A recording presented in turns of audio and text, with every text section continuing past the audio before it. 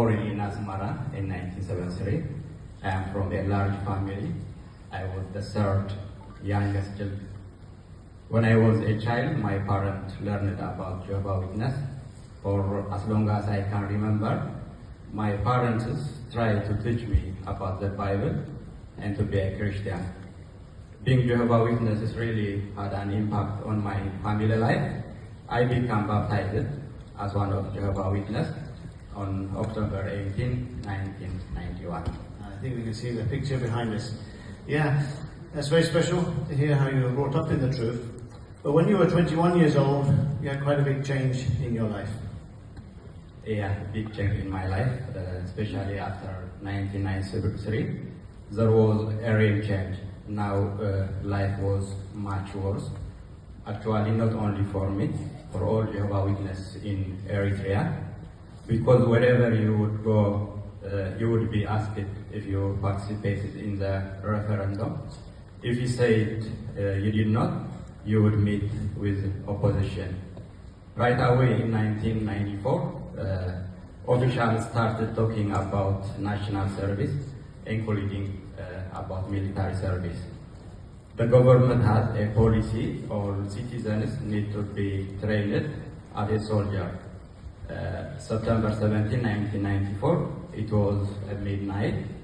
I still remember that night clearly. I had just gone to sleep when soldiers knocked on our door. They entered my room quickly while I was still in my pajamas.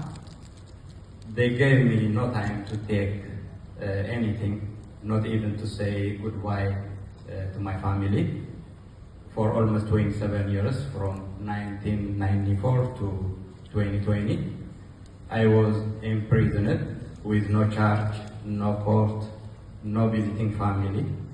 This is because of my faith or my neutrality. Could we ask you what were conditions like in the camp for you? What's the situation in the military camp? Yeah, the military camp was in an extremely hot area with a temperature reaching around 40 degrees centigrade. It was very different from a normal prison, with extremely harsh and inhuman treatment. The medical care was very limited. Food wasn't never enough, and we were forced to survive on only one type of food. Basic human dignity was completely denied, especially the first 10 years in human treatment. This is all because my neutrality.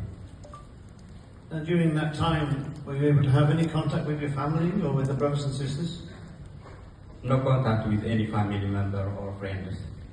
Especially during the first 10 years, it was very tough. We were not allowed to write or receive letters or have any contact with anyone outside the military camp, even with the soldiers in the camp. And we had no access to regular spiritual food, even no Bible. So how were you able to have some kind of spiritual routine while you were in captivity? Yes, even in prison, we tried to maintain a spiritual routine as much as possible. Initially, all we had was what we could recall from our personal study and from the meeting before begin imprisonment. To this day, I still remember the daily text on the day we were captured, John 16:33. It explains why Jehovah people are persecuted. And it felt as if Jehovah was prepared me for what was about to come. Although I was imprisoned with two other brothers with me, we had to be very careful about how and when we spoke together about spiritual matter. Since there were other prisoners and even spies among us. Still, whatever we could, we prayed, shared verses and spiritual points. We remembered and encouraged each other. But after 10 years, you were able to receive some spiritual food from quite an unexpected place. Can you tell us about that? After several years in prison, we started to receive smuggled letters from family members, friends, and worldwide brotherhood.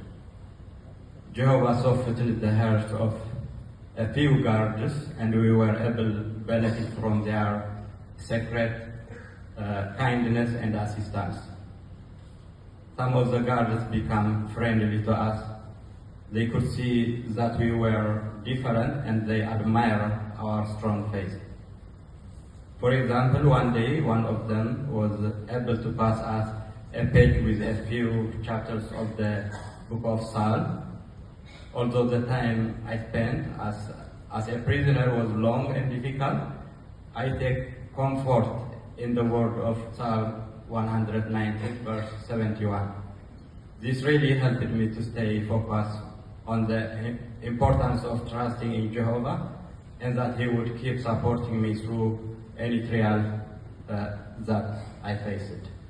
Thank you very much for those comments. Now, I imagine it was amazing to receive some spiritual treasures.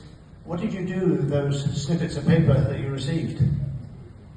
Initially, we looked everywhere for somewhere to hide them, but still was nowhere.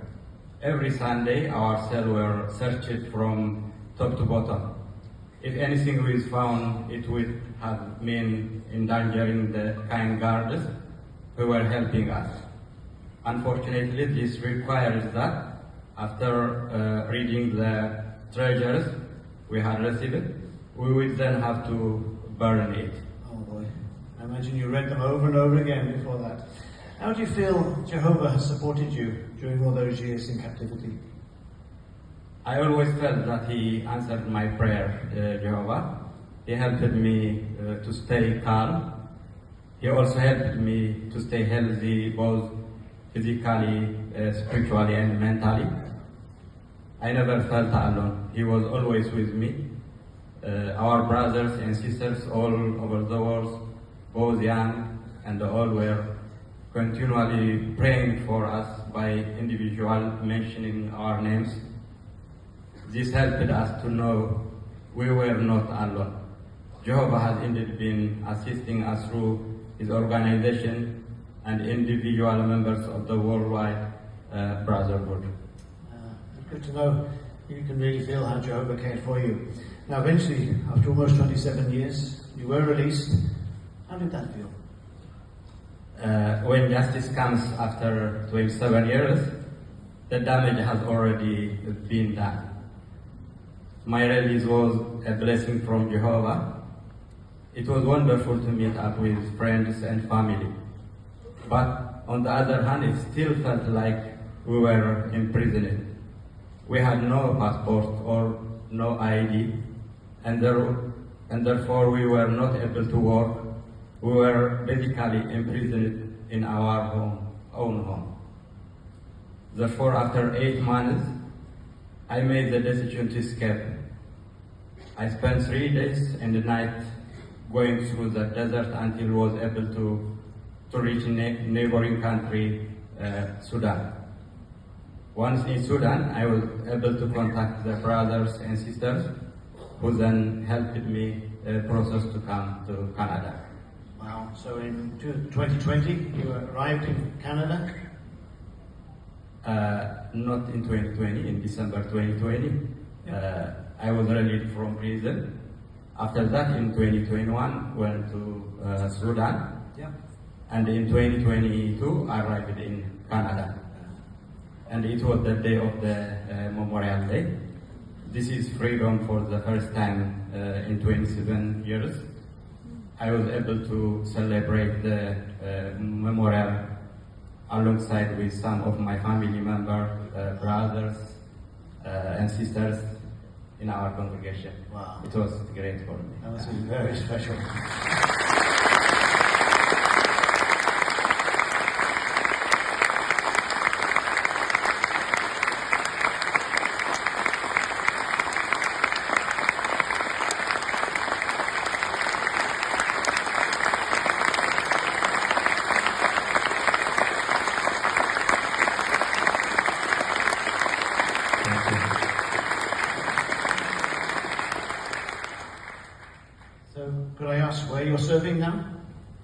I'm serving in Tigrinya language congregation in Calgary, Canada. We have 150 publishers, and many of them I know from Eritrea before I imprisoned. Wow, that's a big congregation. I understand you also conduct a number of Bible studies, including one particularly special one. Would you like to share that experience with us? Yeah, one of my Bible studies is very special. He was one of the guards when I was in prison. After I moved to Canada, he found my number and we talked. I also spoke with his wife also. His wife, she asked me if I could study the Bible with their children. I explained if you want your children to learn the Bible, it is best that you learn first. Then you can teach them. She agreed and started studying Bible later. Her husband also asked to study. Now both of them are studying Bible. Very special. And I heard that there's other...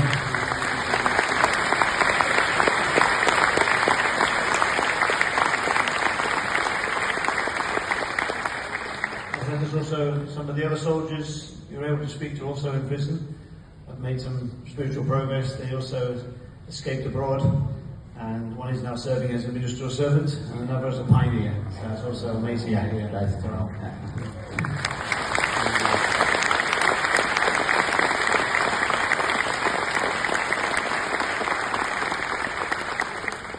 What about your own spiritual progress? I mean, I think you were a ministerial servant when you went into prison. You were still one when you came out.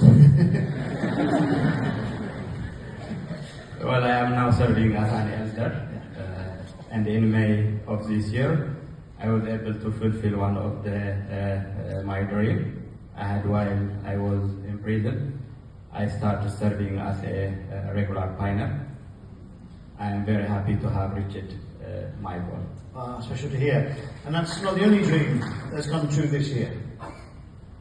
Yes, that is not the only dream that has come true this year. My other dream was to attend special convention, and now I am able to do that for the first time here in Indonesia. So my dream comes true.